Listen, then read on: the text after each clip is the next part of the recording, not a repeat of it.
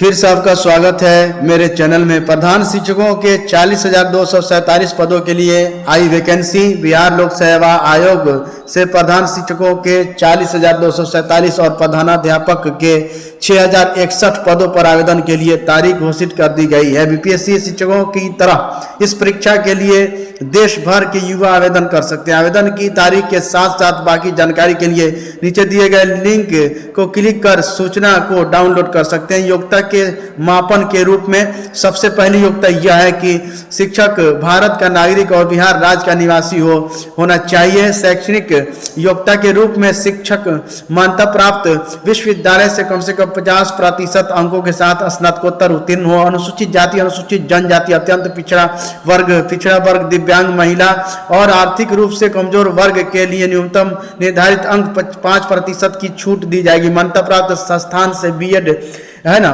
और बीएड या अन्य है ना बीपीएससी एड उत्तीर्ण हो। वर्ष 2012 या उसके बाद नियुक्त शिक्षक हेतु शिक्षक पात्रता परीक्षा में उत्तीर्ण हो। राज्य सरकार के विद्यालय में पंचायती राज संस्था एवं नगर निकाय संस्था अंतर्गत माध्यमिक शिक्षक के पद पर न्यूनतम 8 वर्ष की लगातार सेवा हो। सीबीएसई, आईसीएसई, बीएसईबी से अस्थायी संबद्धता प्राप्त विद्यालय में माध्यमिक शिक्षा है ना के पद पर न्यूनतम 12 वर्ष की लगातार सेवा हो। राज्य सरकार के विद्यालय में पंचायती राज संस्था एवं नगर निकाय संस्था अंतर्गत उच्च माध्यमिक शिक्षक के पद पर न्यूनतम 4 वर्ष की लगातार सेवा हो। सीबीएसई, आईसीएई, बीएसईबी से अस्थायी संबद्धता प्राप्त विद्यालय में उच्च माध्यमिक शिक्षा के पद पर न्यूनतम 10 वर्ष की लगातार सेवा हो।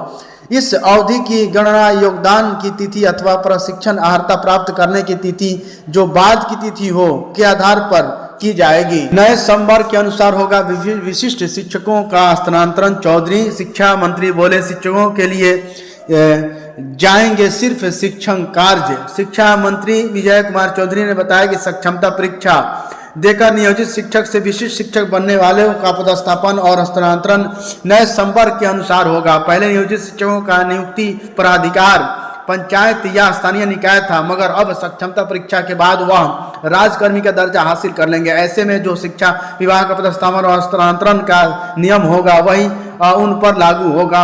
वह शुक्रवार को विधान परिषद में नवल किशोर यादव, जीवन कुमार, राजीव कुमार और डॉक्टर प्रमोद कुमार के प्रश्न का उत्तर दे रहे थे।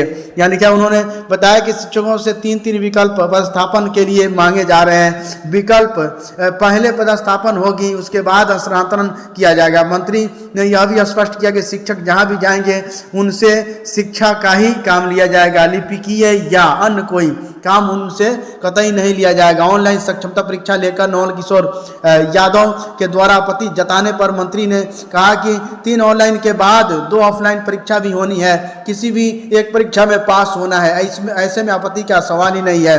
डॉक्टर संजीव कुमार सिंह ने के अल्प सूचित प्रश्न के जवाब में शिक्षा मंत्री ने बताया कि उच्च माध्यमिक विद्यालयों और सरकारी महाविद्यालयों में नियमित शिक्षक की नियुक्ति पूरी होने पर तथा अतिथि शिक्षकों की सेवा ली जा रही है।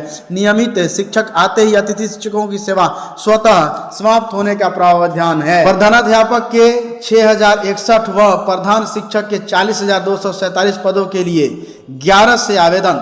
2 अप्रैल तक बिहार निवासी अभ्यर्थी ही कर सकेंगे इन पदों के लिए आवेदन।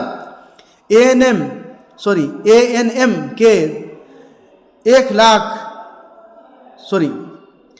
एएनएम के लिए 10,709 पदों पर भर्ती प्रकाशित विज्ञापन के अनुसार ही होगी। हाईकोर्ट पटना हाईकोर्ट शुक्रवार को एक महत्वपूर्ण फैसले से यह स्पष्ट किया कि राज्य में 10,709 रिक्त पड़े एएनएम पदों की भर्ती उसी सेवा शर्त नियमावली के तहत होगी जो इन रिक्तियों के विज्ञापन में प्रकाशित हुआ था। न्यायाधीश मोहित कुमार शाह की एकल पीठ ने अर्चना कुमारी सहित 48 याचिकाकर्ताओं को स्वीकृति देते हुए शुक्रवार को यह फैसला सुनाया। याचिकाकर्ताओं की ओर से अधिवक्ता अभिनव श्रीवास्तव ने दलील दी कि उक्त रिक्तियों का विज्ञापन 28 जुलाई 2022 को प्रकाशित किया गया था, जिसमें यह स्पष्ट है कि चयन हेतु बिहार महिला स्वास्थ्य कार्यक्रम एएनएम नियमावली 2018 की शर्तों लागू होगी। इन नियमावली के तहत 100 अंकों की प्रतियोगिता में 60% अधिभारित अंक एएनएम की पढ़ाई के